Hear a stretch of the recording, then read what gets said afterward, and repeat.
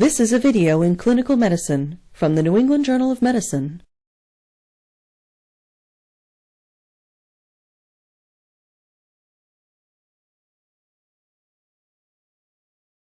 Evaluation of blood pressure is essential in assessing cardiovascular health. It is used in screening for hypertension and for monitoring the effectiveness of treatment in patients with established hypertension. In the routine outpatient setting, blood pressure is measured indirectly. Thus, it is important that proper techniques be used in order to produce consistent and reliable readings. In adults, a normal blood pressure is less than 120 millimeters of mercury for systolic and less than 80 millimeters of mercury for diastolic blood pressure. Higher levels are classified as prehypertensive, a systolic blood pressure between 120 and 139 millimeters of mercury, and a diastolic blood pressure between 80 and 89 millimeters of mercury. Hypertension is defined as a systolic blood pressure greater than 140 millimeters of mercury or greater than 90 millimeters of mercury diastolic measurement. The purpose of this video is to demonstrate the appropriate technique for the indirect measurement of blood pressure in adults. Blood pressure should be assessed at each office visit.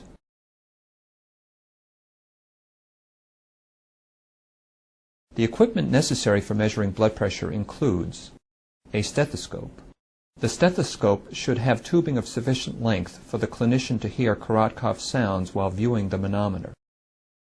The bell side of the stethoscope should be used as it permits better auscultation of Korotkov sounds. A sphygmomanometer consisting of a blood pressure cuff containing a distensible bladder, a rubber bulb, and an adjustable valve, as well as flexible tubing. Finally, a manometer that documents the level of pressure within the cuff. Each part of the sphygmomanometer should be examined on a regular basis. The needle on an aneroid manometer should rest at 0 before and after measuring blood pressure. Aneroid manometers should have scheduled recalibration at least every 6 months. Concerns over the toxicity and environmental impact of mercury have led many institutions to use aneroid manometers exclusively. The steps required for accurate indirect measurement of blood pressure are identical whether using an aneroid or mercury manometer. Correct positioning of the patient is essential to accurately measure blood pressure.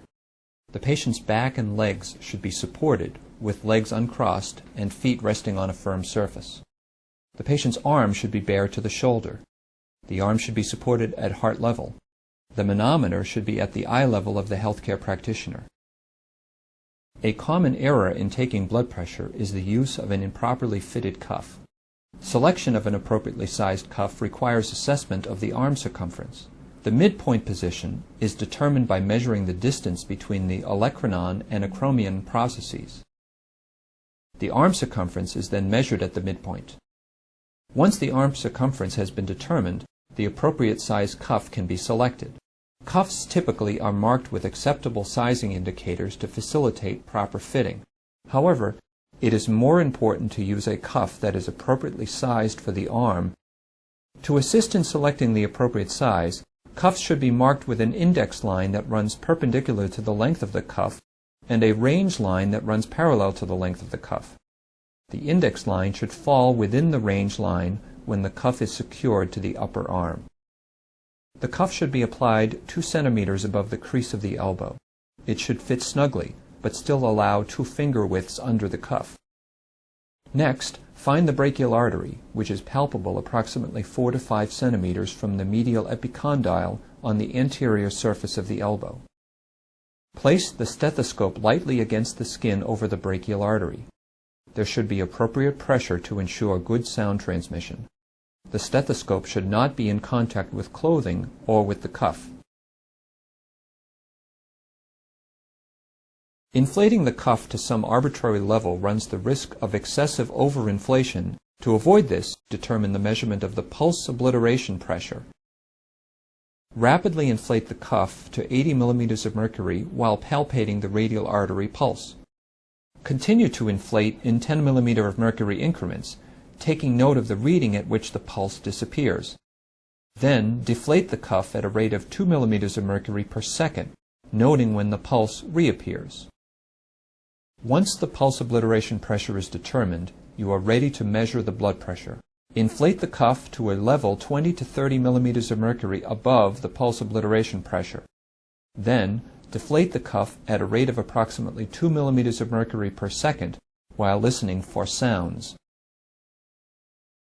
As the pressure in the cuff is decreased, blood flow in the brachial artery increases, creating turbulence, which generates carot cough sounds. Phase 1 sounds are clear, repetitive tapping sounds that coincide with reappearance of a palpable radial or brachial pulse. The onset of Phase 1 sounds are equivalent to the systolic blood pressure. Phase 2 sounds are audible murmurs in the tapping sounds.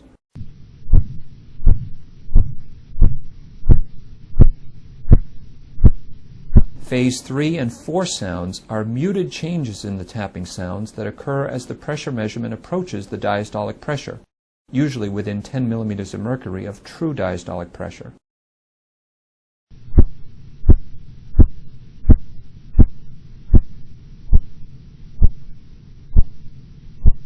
Phase 5 sound is not really a sound, but rather is the level at which sounds disappear.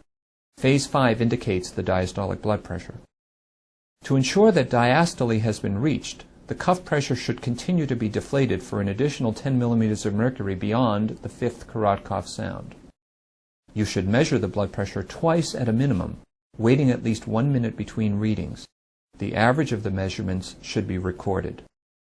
In the following example, the patient's blood pressure is 116 over 90 millimeters of mercury. You will hear nothing until the first carot cough sound appears at 116 millimeters of mercury.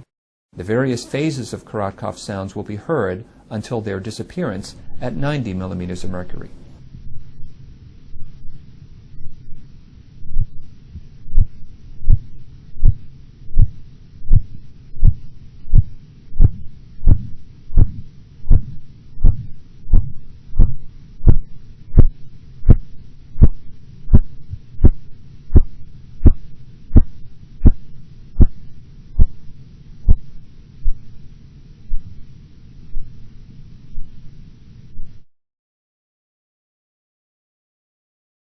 An auscultatory gap is defined as the intermittent disappearance of the initial carot cough sounds after their first appearance. This phenomenon can lead to underestimation of systolic blood pressure.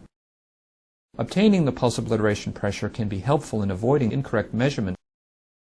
In the following example, the systolic blood pressure will be heard at 162 millimeters of mercury, followed by an absence of sounds for 4 millimeters of mercury, after which they will reappear.